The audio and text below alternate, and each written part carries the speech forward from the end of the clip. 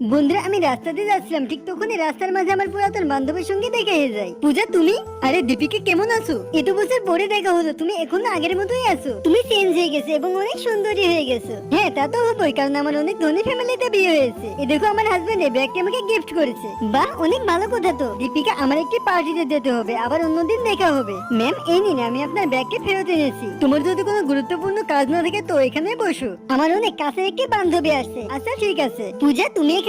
দীপিকা, তুমি চলে এসেছো। তোমরা দুজনকে একে অপরকে চিনো নাকি? হ্যাঁ, আমরা দুজন একসঙ্গে পড়ালেখা করেছি। বাহ, এটা তো অনেক ভালো কথা। তোমরা দাঁড়িয়ে আছো কেন? বসো। হ্যাঁ হ্যাঁ, অবশ্যই। সামনের সপ্তাহে আমার বার্থডে, আমি একটি পার্টি অ্যারেঞ্জ করেছি, তোমরা দুজন অবশ্যই আসবে। টেনশন করো না, আমি অবশ্যই আসবো। পূজা, তুমি আমাকে হঠাৎ কেন ডাকলে? কালকে শ্রাবণী আপুর জন্মদিন, তুমি ওনাকে এটা গিফট করতে পারো, উনি অনেক খুশি হবে। পূজা, তোমাকে অনেক ধন্যবাদ। আসলে আমিও বুঝতে পারছিলাম না শ্রাবণীকে কি গিফট দিব।